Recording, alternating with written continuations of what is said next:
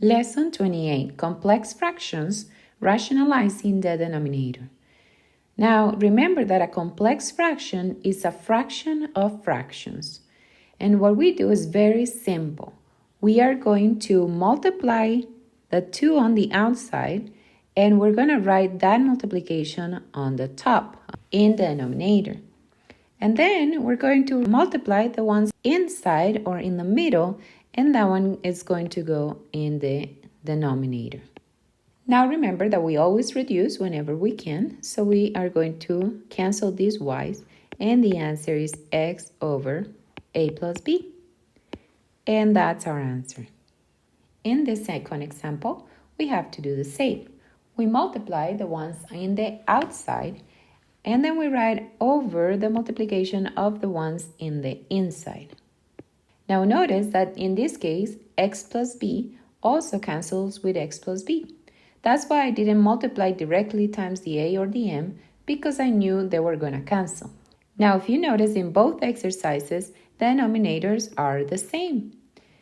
And so what we have to realize is that they will eventually cancel each other, and the answer will be the numerators.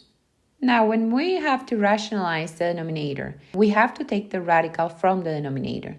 So what we're going to do is multiply by a special one, which is the square root of 2 times the square root of 2. Now, why? Because if I multiply this number here, square root of 2 times the square root of 2, then the answer is square root of 4, and the square root of 4 is 2. And in that way, we don't have a radical in the denominator. Now, if we do the top, we get 5 square root of 2, and that would be our answer. Notice that what we're doing is multiplying, because they are square roots, we are multiplying by themselves so that then they simplify into the number that is inside. Later on, in other lessons, we will learn how to rationalize whenever we have different indexes.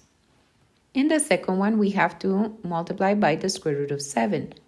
Notice I don't have to do anything with the 4 because the 4 is not a radical. If I multiply this, I get 4 square root of 49 and 3 square root of 14. When I simplify that, the top stays the same, but the bottom is going to be 4 times 7, because this is 7, 28. And that's our answer. Now notice that in this example, the square root of 72 can be simplified. And so we will simplify the square root of 72.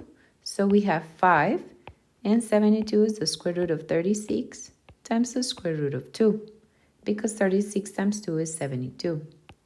So this is 5 over 6 square root of 2. And now that we have it simplified, we can rationalize. We are going to multiply times the square root of 2. And the answer is going to be 5 square root of 2 over 6 times 2, which is 12. Notice in this last example, I didn't even put the square root of 4. I just know that the square root of 2 times the square root of 2 is going to be square root of 4, which is 2, and I wrote it here directly. And that's it. Very, very simple lesson. So go do some practice, and I'll see you in the next lesson.